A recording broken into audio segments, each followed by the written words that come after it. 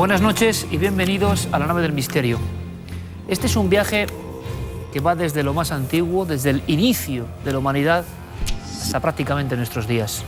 Un viaje al profundo misterio de la mente humana y quizá al más allá.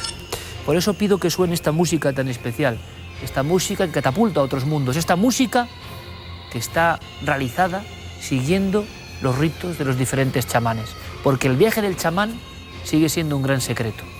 Verán, nosotros vamos a intentar, con estas increíbles recreaciones, aproximarnos a diferentes culturas que tenían su exploración del otro lado de una forma sistematizada. Por ejemplo, lo que están viendo aquí es el chamán de los Nungu en el Congo. Estarán observando algo siniestro. Un racimo de calaveras lo protegen. Así hacía su aparición el chamán emplumado. En su máscara, una serie de códigos de colores. Lo que para nosotros sería simple ornamentación, para ellos era el blanco del caolín, que significaba la clarividencia, ver más allá. El rojo de la muerte y el nacimiento. Y el negro de la brujería. De alguna forma el chamán nacía y renacía. Era un hombre normal hasta que tenía esa experiencia, esa conexión con el otro lado, y se convertía en hombre de ley, en autoridad. Los primeros músicos, los primeros artistas, los primeros brujos, los primeros sanadores, los primeros sabios son los chamanes. Algunos, cierto es, derivaban hacia unas áreas mucho más siniestras. Por ejemplo, el Ndungu conseguía hacer un rito que era el de la ganga, el cráneo de los muertos, que con el aire silbante de la selva casi proferían voces.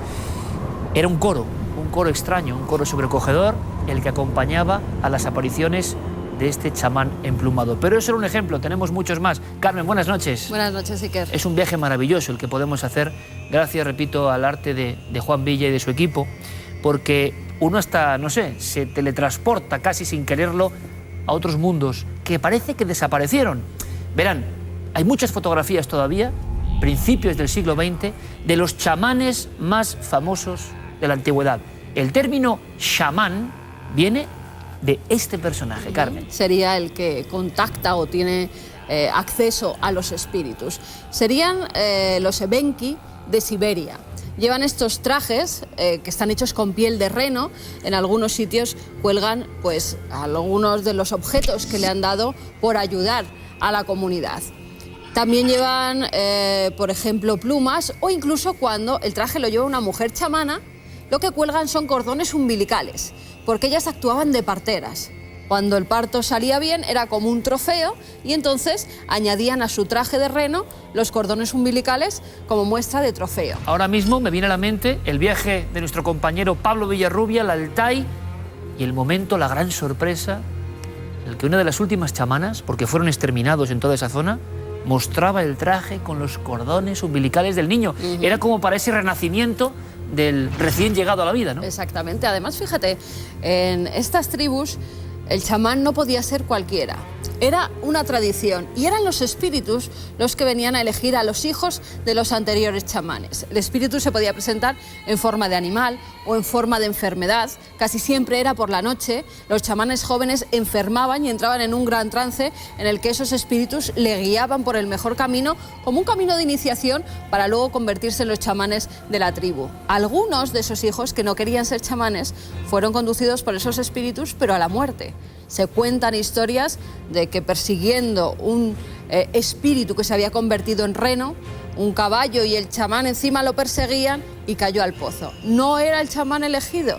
El espíritu no quería que fuera él, quería que fuera su hermano pequeño, con lo cual ese tenía que morir. Es decir, historias de vida y de muerte y de cómo este fenómeno, sea el que sea, para la ciencia evidentemente nuestro subconsciente, la zona más profunda, para los propios chamanes, viaje al otro lado que ya no podemos ver ni intuir. Bueno, eso se presentaba, eso no era elegido tan solo por uno, tenía que llegar, como si fuera un espejo del otro lado. Además, fíjate, Iker, en 1901, Valdemar Bogras, es un científico norteamericano, va a grabar los rituales y las canciones de estos chamanes siberianos. Y por casualidad, con un gramófono de los antiguos que tenía una especie de cono para grabar esas voces, empieza a grabar estos cánticos. Cuando empieza a escucharlos, se da cuenta de que hay otras voces diferentes a la de los chamanes. Ellos dijeron enseguida que eran los espíritus que estaban allí con ellos. Y ese tambor tenía mucho que ver. Ese tambor, ellos lo utilizan, estos trajes pesan muchísimo, pesan muchos kilos. Además van con el tambor haciendo una música especial. Si es para curar una enfermedad es una cosa, si es para un parto es otra, si es un ritual para alejar los malos espíritus tienen otro toque de tambor.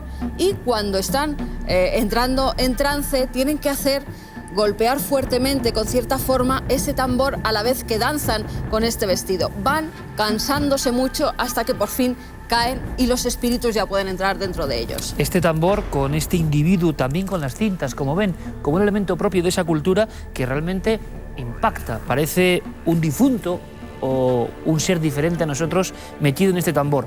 Valdemar Bogras, medio siglo antes de las primeras psicofonías, grabación de los espíritus de los chamanes y una gran sorpresa en esos viejos discos de pizarra. Vean simplemente como detalle, aquí tenemos uno de los elementos que sin decir nada, solo una forma, es uno de los amuletos de esta gente de Siberia, de los chamán, que les dan nombre de alguna forma a todos sus compañeros, esta criatura que con los brazos hacia adelante parece que es una forma del más allá, que viene a nuestro encuentro. Eso se repite, dice Carmen que los trajes tenían que ser muy pesados y es algo que prácticamente es un común denominador para provocar estados alterados de conciencia. Hay chamanes de un aspecto singular, pero de unas connotaciones mucho más siniestras. En la zona del Ipabú, en el Alto Amazonas, aparece el traje de paja de 50 kilos. Este brujo, porque podríamos hablar de chamán casi en el lado del arte, de la magia oscura, se colocaba, ¿saben dónde? En una especie de choza donde se dejaba al moribundo. Y se quedaba allí hasta que empezaban los signos de descomposición. ¿Para qué? Para que este chamán, que representaba las visiones del espíritu más peligroso, absorbiese los posibles entes malignos, los incorporase con enfermedad, sudor, vómitos por parte de la persona que estaba dentro del traje, y así la comunidad se quedase con un muerto sin ningún tipo de peligro, porque para los indios amazónicos ese momento de la muerte es el instante como por una brecha de la realidad en que pueden entrar los individuos espirituales poco aconsejables, y el chamán se quedaba quieto. A los 3 días, ya con el cuerpo en descomposición, salía de la choza y hacía una serie de bailes hasta que iba desapareciendo. Para el resto de la comunidad, simplemente la aparición de este ser significaba la muerte, pero una muerte que en el fondo perseguía librarse de los bajos astrales. Casi nada. Pero hay más ejemplos que han venido hasta aquí. Esto es como recibir a unos embajadores muy especiales, unos embajadores que llegan de un mundo prohibido. Nos vamos hasta Papúa Nueva Guinea para ver a los Tubuan, que serían estos porque son los chamanes femeninos, y también a los Duk-Duk. Estos son mujeres, por tanto. Estos son mujeres y se diferencian de los hombres en que el vestuario de las mujeres es con esta especie de cono que está hecho de corteza o de madera, tienen ojos. Y esto que parece una boca, en realidad es un colgante. Sería un colgante que llevarían en el cuello. Sería la forma que tenían. Esto se hacía, como vemos, con algunas hojas de palmera en algunos casos, o de caña, también de maíz, según lo que encontraban. Y también un penacho de plumas arriba. Los Duk-Duk, en cambio, son los de los hombres. Las mujeres en un principio y los niños no podían ni siquiera mirar a los hombres. Era una sociedad secreta. Hacían todo tipo de rituales en el que las mujeres quedaban aparte. Si por algún caso veían alguna de sus ceremonias, estas eran castigadas. Incluso se las llegaba a separar de la tribu. Era una sociedad tan secreta porque cuando entraban en trance eran los que decían cómo se iba a organizar la sociedad, cuáles eran los espíritus buenos, cuáles eran los espíritus malos, y entonces ellos regían absolutamente todo. Pero fíjate, cuando el hombre blanco ve por primera vez a una de estas tribus, ellos no lo consienten. No pueden ver que un hombre blanco esté dentro de sus rituales. ¿Y cuál era la pena? La muerte.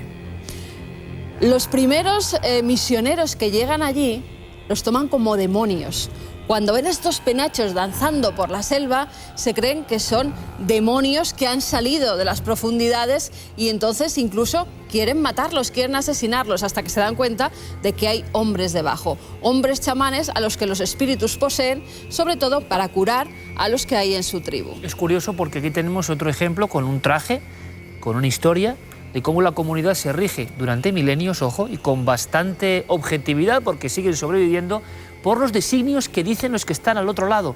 Los ancestros, los que ya murieron, siguen dando sus órdenes y sus consejos al pueblo. Danzas que se realizan solo cuando la luna está llena. Parecía que entonces los espíritus estaban más cerca de la Tierra y los podían poseer. Pues otra componente, la visión de los astros, ¿no?, como regidores de la vida.